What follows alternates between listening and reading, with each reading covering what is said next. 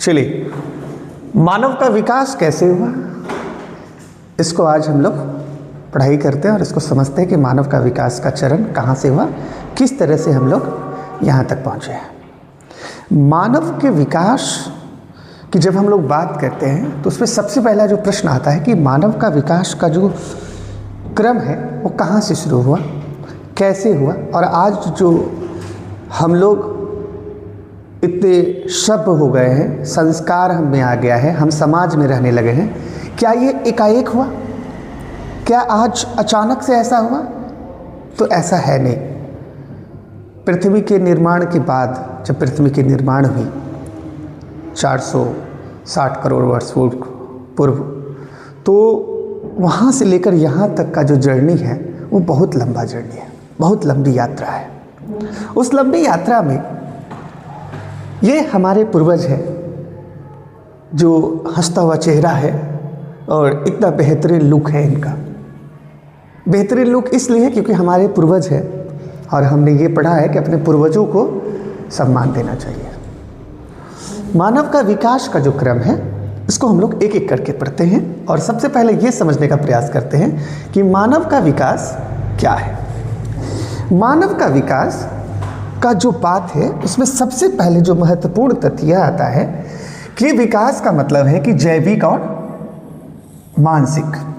जैविक का मतलब है कि आप एक शरीर है, आपके कमर का सीधा होना, आप जो कमर है वो मजबूत सीधे खड़े हो गए, रीढ़ का हड्डी का सीधा हो जाना, लंबे लंबे बाल होना, दांत होना, लंबे लंबे बाल, हाथ, दांत, ये शारीरिक जो संरचना है, जो गठीले शरीर है, ये जो जैविक चीज़ें हैं पूरी की पूरा उसकी बात हो रही है। और मानसिक का मतलब है हमारी सोचने की क्षमता, हमारी बुद्धि, हमारी योग्यता, ये हमारी मानसिक क्षमता है।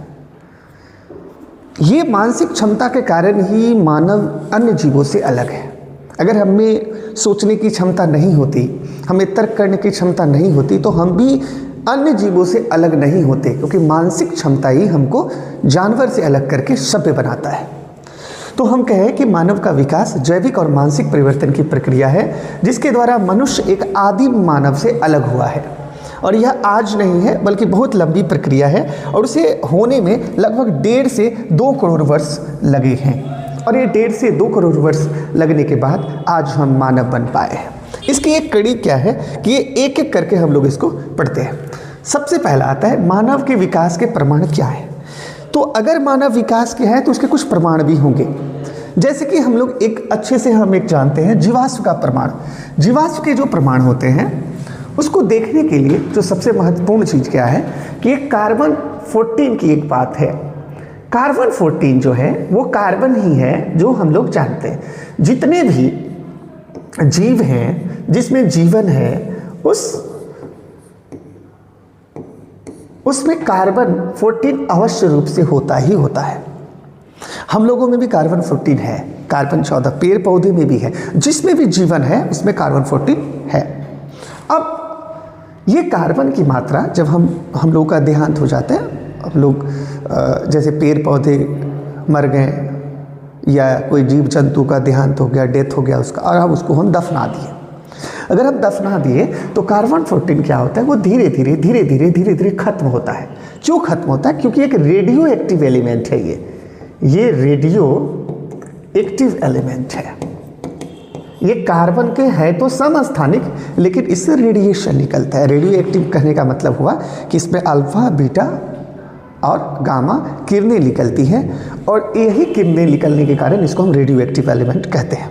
इसके बारे में रदरफोर्ड ने बताया है इन किरणों के बारे में कि निकलती है। अब होता ये है कि जब ये आधा, मतलब अगर कार्बन 14 जब आधा खत्म हो जाता है तो इसको आधा खत्म होने में जो समय लगता है वो लगता है 5730 वर्ष का समय लगता है। इतना वर्ष का समय इसको लगता है, 5730 वर्ष का जो है इसको समय लगता है। तो इतना समय ये कार्बन 14 को अंत होने में लगता है। मतलब अगर हम अर्धआयु की बात करें तो लगभग 5700 वर्ष हम कह सकते हैं कि एक कार्बन 14 को खत्म होने में लग जाता है। तो हम इसकी मात्रा जीवाश्म की, अगर कोई पेड़ है और पेड़ अगर खत्म हुआ है तो उसके जो बचे हुए अंश है उसको हम चेक करते हैं, तो उसमें देखते हैं कार्बन कितना बचा हुआ है। तो हम 50% में देखते हैं कि अगर 50% बचा है तो मतलब वो अभी तक कब वो हुआ होगा, 5700 वर्ष पहले वो गाछ होगा। क्लियर है बात, समझ गए? उसी तरह से अगर इसकी प्रतिशत पूरी तरह से खत्म हो गई होगी, है ना, कितना परसेंट खत्म हुआ है, तो अगर पूरा खत्म हो गया तो इसका मतलब इसको 2 गुना कर देंगे। समझ में आ रहा है? तो इस तरह से इसकी जो है हम जीवाश्म की जानकारी प्राप्त करते हैं। उसी तरह से होता है यूरेनियम डेटिंग। यूरेनियम 238 जो है लीड में बदल जाता है 206 में, और यूरेनियम 235 जो है वो लीड में बदल जाता है 207 में। ये यूरेनियम जो चट्टान की आयु का ज्ञात करते हैं यूरेनियम से, वो अरबों में होता है ना, वो लगभग 4.5 अरब वर्ष की जांच कर लेता है कि वो उतना पुराना चट्टान है। यूरेनियम डेटिंग के मदद से ही हमने पृथ्वी की आयु जानकारी ली कि जो पृथ्वी है हमारा वो कितना पुराना है, तो वो हमने यूरेनियम डेटिंग से जाना। यूरेनियम भी रेडियो एक्टिव एलिमेंट है जैसे कि कार्बन है। समझ गए? तो प्रश्न आएगा कि जीवाश्म की आयु किससे पता करते? तो कार्बन डेटिंग से, कार्बन से, ठीक, क्योंकि कार्बन हम लोग के शरीर में है। और यूरेनियम डेटिंग किसकी मदद से पता करते हैं? किससे? तो पत्थर की, चट्टान की आयु पता करते हैं। तो ये हमारे जो ज्योग्राफीज हैं, जो भूगोल है, उसको जानने का एक सहारा है कि इसके मदद से हम जान सकते हैं। तो ये हुई एक बात। अब हम लोग इसको समझते हैं। जीवाश्म के प्रमाण है जीवन की परतों में मिले हड्डियों के अवशेष। अब हड्डी तो जीवाश्म ही है, ये भी कार्बन 14 से पता चल जाएगा। अलग अलग समय में के मानव के रूपों की यहाँ पे जानकारी हुई। दूसरा क्या है कि भ्रूणीय प्रमाण, मानव भ्रूण और अन्य स्तनधारियों के भ्रूण में समानता है। जो भ्रूण होते हैं, हम एक बात जानते हैं कि इस बारे में जो है एक वैज्ञानिक हुए जिसका नाम था हिकेल का नाम था, उस जो नाम है उसका नाम है अर्नेस्ट हिकेल। उन्होंने ये चीज़ बताया कि जो मछली है, जो मछली के जो भ्रूण होते हैं या मानव के भ्रूण हैं, उनकी अगर देखे जाए तो उनके जो अग्रभाग है, जो गर्दन के पीछे का भाग है, जो गलफरा है, वहाँ पे जैसी उसकी संरचना है वैसे मानव की भी है। तो ये जो समानताएं हैं, वो भ्रूणों में जो समानताएं हैं, इससे यह पता चला कि हम स्तनधारी हैं और अन्य जो स्तनधारी हैं उनमें भी मानव के जैसे ही गुण देखने को मिला। उसी के बाद हम लोग नेक्स्ट चलते हैं। यहाँ पे है शरीर रचना का प्रमाण। मनुष्य और वानर की हड्डियों में समानता पाया गया। हाथ, पैर और खोपड़ी और दांत। हम जानते हैं कि हमारे पूर्वज वानर ही थे, चिंपैंजी जी थे। हम कैसे जाने? तो सबसे पहला जो मानव हुआ, जो हमारे जो पूर्वज थे, उसका नाम था रामापेथिकस। तो उसके जो जबड़े थे, उसका जो जबड़ा था वो हम लोग के जबड़ा से मैच करता है, मिलता है, उसका वैसा ही जबड़ा है जैसे कि हम लोगों का है ना। तो ये एक प्रमाण देता है कि नहीं, हमारे पूर्वज वो हैं, क्योंकि उनसे समानता मिलता है। अब है अनुवांशिक प्रमाण। मानव और चिंपांजी में लगभग 98% जो डीएनए है वो मैच करता है। अब डीएनए क्या होता है, थोड़ा सा शॉर्ट में समझते हैं। इसको बोलते हैं डीऑक्सी राइबोन्यूक्लिक एसिड। ये जो है नाइट्रोजन के क्षार के बने हुए हैं, नाइट्रोजन के क्षार। अब ये नाइट्रोजन के जो क्षार होते हैं वो 4 होते हैं इसमें, एडेनिन, गुआनिन, साइटोसिन और थाइमिन। ये याद रहेगा, एडेनिन, गुआनिन, साइटोसिन और थाइमिन होता है इसमें। तो ये चीज़ को ध्यान में रखना है। और इसमें एक चीज़ होता है उसका नाम है फॉस्फेट, और उसमें एक चीज़ होता है उसका नाम है शुगर, पेंटोस शुगर होता है। ये सब मिलकर न्यूक्लियोटाइड्स का निर्माण करता है, और यही न्यूक्लियोटाइड्स डीएनए का निर्माण करता है। फाइनली ये करता क्या है, ये जानना ज़्यादा जरूरी है। हम लोग इस बात को जानते हैं कि ये जो है डीएनए जो है यही प्रोटीन का निर्माण करता है, और अगर हमारे शरीर में कोई भी जो अंग बना है उस अंग को बनाने वाला डीएनए ही है। ये कोड करता है, और इसी कोड के कारण, कोडिंग के कारण हमारे शरीर के अंगों का निर्माण होता है। हम मानव में हम लोग जानते हैं कि 22 जोड़ा होता है जो प्रोटीन, जो अंग का निर्माण करता है, और हम सभी में 22 जोड़ा एक जैसे ही हैं, हम में, आप में, सब में। और ऐसा ही 98% डीएनए चिंपैंजी का भी है जो वैसा ही है, क्योंकि हमारे शरीर में जो आँख, कान, नाक, हमारा हृदय, फेफड़ा, किडनी वैसा ही है जैसा आप सभी का है, चिंपैंजी का है। लेकिन थोड़ा सा अंतर है इसमें। 22 जोड़ा में आपको पता है कि एक जोड़ा जो होता है वो लिंग निर्धारित करता है कि वो मेल होगा क्या फीमेल होगा, बस वो निर्धारित करता है कि वो मेल होगा कि फीमेल होगा। समझ गए? तो 22 जोड़ा प्रोटीन क्या बनाते हैं? अंग बनाते हैं। अगर इसमें कुछ डिफेक्ट होता है तो देखते हैं डाउन सिंड्रोम हो जाता है, पटौस सिंड्रोम हो जाता है, अलग अलग कई सारी बीमारी हो जाती है, जैसे क्लाइनफिल्टर सिंड्रोम होता है, ये सभी बीमारी हो जाती है जो क्रोमोसोम के डिसऑर्डर के कारण। ठीक है, तो ये हम लोग समझ गए। चलिए अब हम लोग आगे बढ़ते हैं। अब यहाँ से है क्या कि मानव विकास की क्रमिक अवस्था क्या है। हम जो मानव है तो हमारा एक विकास क्रम है, अचानक से हम इस अवस्था में नहीं पहुँचे। हमारे पूर्वज का एक क्रम रहा है कि हम वहाँ से लेकर यहाँ तक एक यात्रा किए, एक लंबी यात्रा है और उस लंबी यात्रा को हम लोग एक करके पढ़ते हैं। हमारे जो सबसे पहले जो मानव थे, जहाँ से कि हमें ये पता चलता है कि हमारे पूर्वज है उनसे मैच करता है, उसका नाम है ड्रायोपिथिकस। ड्रायोपिथिकस आप देख रहे हैं पिक्चर में, ये जो ड्रायोपिथिकस है लगभग आज से 1.5 करोड़ वर्ष पूर्व था।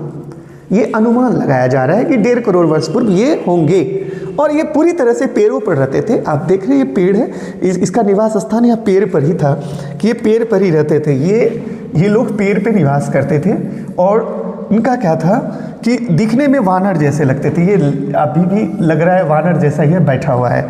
और दूसरा है कि मस्तिष्क इसका छोटा था, इसके जो मस्तिष्क थे ये क्या थे? छोटा था। एक महत्वपूर्ण चीज़ यह भी है कि जिस तरह से हमारा बुद्धि का हम उपयोग किए, और एक चीज़ क्या है ना कि एक बहुत बढ़िया एक चीज़ है लैमार्क का सिद्धांत। लैमार्क ने, क्योंकि लैमार्क बहुत जो है जानकार और हम कह सकते हैं कि वो जीव जंतु पे उन्होंने काफ़ी ज़्यादा शोध किया और उन्होंने बताया कि हम जिस चीज़ का ज़्यादा उपयोग करते हैं वो बढ़ जाता है, उसके आकार बढ़ते हैं और उसकी जो है उसमें एक परिवर्तन देखा जाता है। तो मानव ने अपनी बुद्धि का जैसे जैसे प्रयोग करना शुरू किया, बुद्धि मतलब हमारा जो ब्रेन है उसका आकार बढ़ना शुरू हो गया। तो इस तरह से हम कहें कि ये मानव ने बुद्धि का उपयोग नहीं किया है, इसलिए इसके आकार क्या है? छोटे हैं। ये बात लैमार्क ने बताया कि हम जिसका जितना ज़्यादा उपयोग करते हैं वो उतना ज़्यादा बड़ा होता जाता है। और शायद इसलिए भी कहा भी जा रहा है कि हम लोग मोबाइल बहुत ज़्यादा चलाते हैं और ये दोनों उंगलियों का ज़्यादा सर्फिंग में यूज करते, तो हो सकता है कि ये उंगली बढ़ के थोड़ा बड़ा हो जाए, है ना, आने वाले समय में, क्योंकि उत्परिवर्तन में समय लगता है। अब ये चीज़ हम लोग जानते हैं, तो अब हम इसके आगे चलते। ये समझ गए कि ये पेड़ में रहते थे, है ना, और ये वानर जैसे थे। ये एक बहुत अच्छा क्लियर है इसमें। अब हम लोग चलते हैं नेक्स्ट। अब है रामापिथिकस।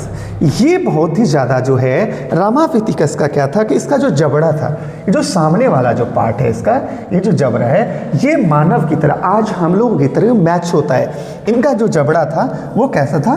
मानव की तरह, हम लोगों की तरह। आज भी जब उसको हम देखते हैं तो उसका वैसा ही जबड़ा है जैसा कि हम लोगों का है। तो ये एक प्रमाण है कि ये हमारे पूर्वज है। ये 1.4 करोड़ वर्ष पहले थे और इन्होंने क्या किया? भोजन को पकाने का इन्होंने प्रारंभिक संकेत दिया। ये लोग अभी भोजन पका नहीं रहे थे, बल्कि इससे कुछ ऐसे प्रमाण मिले कि हो सकता है कि ये भोजन पका के खाते होंगे, लेकिन ये प्रमाण नहीं हो पाया, प्रूफ नहीं हो पाया, लेकिन कहीं कहीं मिला। यह मानव और वानर के बीच की कड़ी है। हम कह सकते हैं कि जो रामापिथिकस है उस रामापिथिकस के पहले और मानव, ये रामापिथिकस के बाद यहाँ से मानव का गुण आया। अच्छा, मानव का गुण क्यों कहते हैं हम?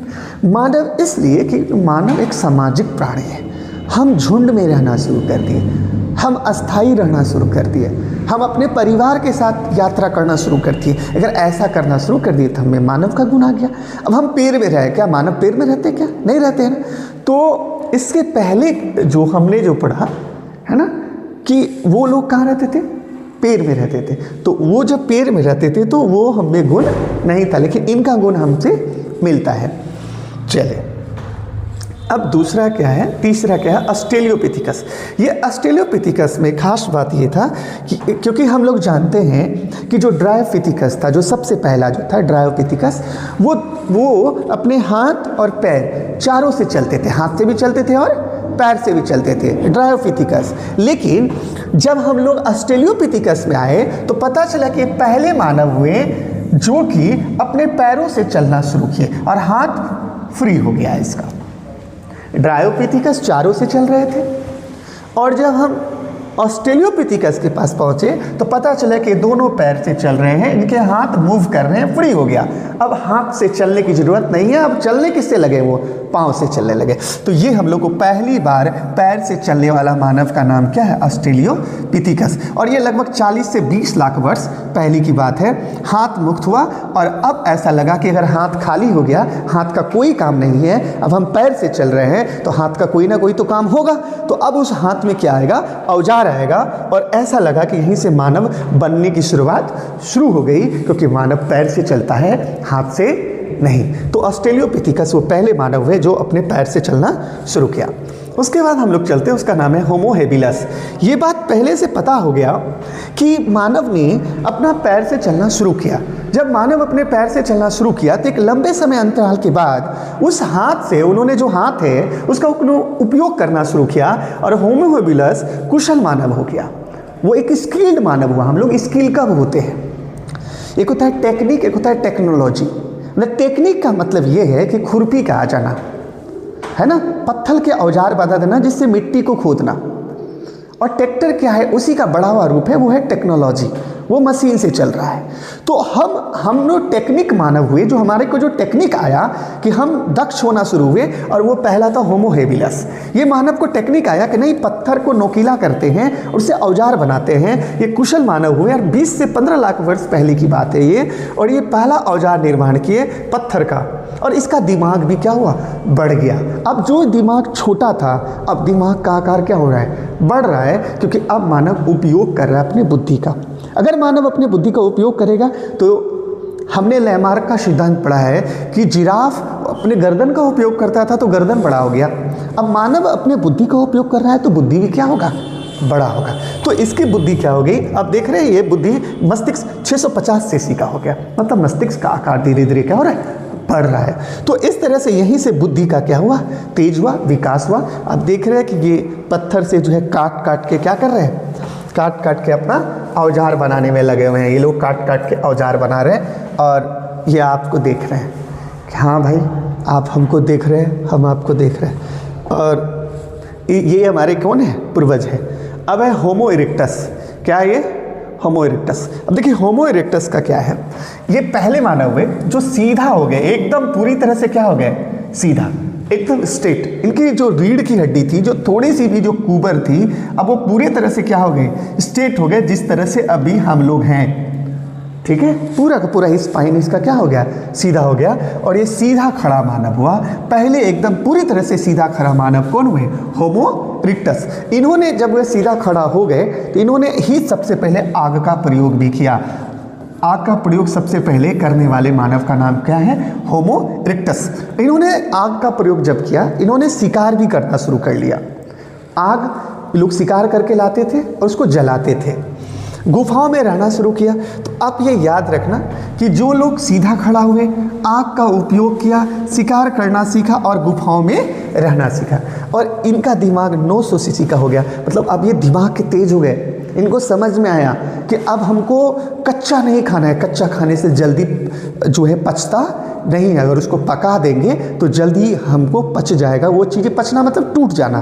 किसी भी चीज़ को अगर हम पका देंगे तो वो चीज़ें क्या होंगी, जल्दी टूट जाएगी, और टूटने का क्रम उसका जल्दी रहेगा। तो ये बुद्धि आया उनका। फिर वो लोग गुफा में रहने लगे, है ना, और गुफा में रहने लगे, शिकार करने लग गए और सीधा चलना शुरू कर दिए। तो ये गुण किसमें था, होमो इरेक्टस। तो ये हम लोग देख लिया। अब आगे चलते हैं। यहाँ जो है बहुत बड़ा एक क्रांतिकारी परिवर्तन देखने को मिलता है, क्योंकि शिकार करना और गुफा में रहना, देखो क्योंकि हम लोग पहले घर की कल्पना कब करेंगे, जब हमने ये देखा कि गुफा में रहना जब शुरू किया तो यही गुफा घर का रूप ले लिया। आज उसी गुफा में एक जो है दरवाज़ा होता था, आने का दरवाज़ा होता था। आज भी हम जब अपने घर बनाते हैं तो वो गुफा का ही रूप लेता है। तो यहीं से स्टार्ट हुआ। अब है निएंडरथल मानव। ये निएंडरथल मानव जो है ठंडे प्रदेश में रहते थे। ये ठंडा प्रदेश है, ये लोग ठंडा प्रदेश में रहते थे, अपने परिवार के साथ रहते थे। और ये लोग जो है, ये लोग जानवर का खाल पहनते थे। ये लोग बोलते थे कि जानवर का खाल, अपना शरीर ये लोग ढकने लगे। इससे ये पता चलता है कि ये लोग अब सभ्य होने लगे। इनको भी अपनी सम्मान, अपनी इज्जत, अपनी प्रतिष्ठा दिखाई देने लगी। ये लोग ढकने लगे। हो सकता होगा कि उस समय इसलिए ढक रहे हो क्योंकि ठंडा प्रदेश है, ठंडा लग रहा होगा। लेकिन एक बात और है, क्योंकि वो केवल नीचे ही ढक रहे थे, ऊपर नहीं ढक रहे थे। तो अगर उनको ऐसी अगर बात होती कि ठंडा लग रहा होता या ठंडी की बात होती तो ऊपर भी ढकते, लेकिन नहीं, वो लोग सब भी हो रहे थे। और सब ये होता है कि वो नीचे का जो अंग है, जो जननांग था उनका, वो ढका जा रहा था। तो इससे ये पता चलता है ये लोग सब भी लोग हो रहे थे। इनमें समझ आ रही थी कि हमको अपने अंगों को, जननांगों को ढक के रखना है। और यह पहला समय था कि ये ठंडे क्षेत्र में रहते थे। इन्होंने पशु चर्म के कपड़े बनाए, इन्होंने शवों को दफनाना शुरू किया, है ना। ये लोग निएंडर जो थल के मानव थे, इन्होंने पहली बार क्या किया, शव जो होते थे, जो मर जाते थे, इनको इन्होंने क्या किया, दफनाना शुरू किया मिट्टी के अंदर, और सामाजिक भावना इनमें आ गई। अब जो है विषय क्या है, क्या ये जब ये अपने लोगों को मरने के बाद जब दफनाने की जो अंतिम जो क्रियाकलाप जो करते थे, क्या एक धार्मिक प्रथा थी? नहीं, यहाँ से धार्मिक प्रथा की कोई समझ नहीं आती है। हो सकती है कि एक समझ ये आती होगी क्योंकि लोगों के मरने के बाद वो जो है दुर्गंध फैलाता है, बीमारी फैलाता है, और उनको ऐसा समझ में आता होगा कि नहीं, अगर ये मर जाते हैं तो इनको दफना देने से वो बीमारी नहीं फैलेगा, या फिर अन्य जानवर जो कि भोजन के तलाश में अगल बगल घूमते हैं वो उनको अटैक करेगा और उसको खा लेगा। तो ये एक चीज़ है कि वो अपने लोगों को दफनाना शुरू कर दिया। और वो पहले जो थे उनका नाम था निएंडरथल मानव। यहाँ से शुरू हुआ प्रथा, और यही सामाजिक भी है। और इन्होंने कपड़ा पहनना, पशु का चमड़ी पहनना शुरू किया। उसके बाद है होमोसेपियंस। होमोसेपियंस जो कि आधुनिक मानव, जो आज के मानव है, उन्हीं से मिलता जुलता है ये। और इनकी बुद्धि अन्य लोगों से सबसे अलग है। इनकी बुद्धि, इनकी समझ, ये लोग समाज में रहने लगे, ये लोग झुंड में रहने लगे, और इन लोगों की अपनी कृषि सभ्यता हुई। ये लोग कृषि करना शुरू किए, और ये लोग चित्रकला, संगीत सब आ गया, भाषा का विकास हुआ, सामाजिक संस्कृति सब कुछ हुआ। और ये मानव सबसे बुद्धिजीवी मानव हुए, जो आज के मानव हुए, जो आधुनिक मानव हुए। कहने का मतलब है कि हम उस आधुनिक मानव की बात कर रहे हैं जहाँ पे कला और संस्कृति और सभ्यता और सामाजिक जो चीज़ें थी वो अपने शुरुआती चरण में थी। ऐसा नहीं है कि एकदम आज की मानव की बात करें। ये मानव इस मानव से भी डेवलप मानव है। आज तो हम आर्टिफिशियल इंटेलिजेंस में आ चुके हैं, हम कंप्यूटर युग में आ चुके हैं, हम मोबाइल की दुनिया में आ चुके हैं। हम तुरंत से गूगल में सर्च करके हम अन्य चीज़ों को एआई से पूछ सकते हैं, जान सकते हैं। मतलब ये जो आधुनिक मानव है उनका भी एक बड़ा हुआ रूप आज हम लोग बन चुके हैं। तो यही विकास क्रम है, और हम इसको समझ सकते हैं कि संस्कृति सभ्यता की जो शुरुआत हुई वो होमोसेपियंस से हुई। यही है आधुनिक मानव। चलिए, अब हम लोग ये चीज़ समझते हैं, क्या इस मानव के विकास में किसी वैज्ञानिकों ने कोई जो सिद्धांत दिया? क्या सिद्धांत दिया? देखिए, सबसे पहली जो चीज़ क्या है, लगभग 20,000 करोड़ वर्ष पहले जो है महाविस्फोट हुआ। और महाविस्फोट होने के बाद जो है ये पूरा जग, हम कह सकते हैं पूरे ब्रह्मांड का निर्माण हुआ होगा, और वहीं से समय का चक्र चला होगा। और फिर जब ब्रह्मांड का विस्फोट हुआ तो उस विस्फोट के बाद आकाशगंगा बना। आकाशगंगा बनने के बाद तारे का निर्माण हुआ। तारा का निर्माण होने के बाद सौरमंडल का निर्माण हुआ। सौरमंडल का निर्माण होने के बाद ग्रह का निर्माण हुआ। और ग्रह का जब निर्माण हो गया तो उस ग्रह पे कई प्रकार के गैसें आए, गैस का निर्माण हुआ। गैसों का निर्माण होने के बाद वायुमंडल आया, ओजोन मंडल आया। और जब ओजोन मंडल, वायुमंडल आया, सूर्यताप पृथ्वी में पहुंचा, CO2 बना, O2 बना, प्रकाश संश्लेषण हुआ। तब उसके बाद धीरे धीरे कर्मिक करके जो है पहले छोटे जीव, हम कह सकते हैं कि प्रोक्रियोटिक जीव, उसके बाद क्रियोटिक जीव जो एक कोशिकीय जीव, फिर बहुकोशिकीय जीव, और वहाँ से लेकर एक लंबी प्रक्रिया चलने के बाद, करोड़ों वर्ष बीतने के बाद, छोटे छोटे जीवाणु, विषाणु से लेकर आज हम लोग मानव के रूप में हम लोग आज यहाँ तक पहुँच चुके हैं। तो ये उत्परिवर्तन का जो क्रम है संघर्ष से होकर आया है। और यह जो क्रम है इसको लेकर कई वैज्ञानिकों ने सिद्धांत दिया।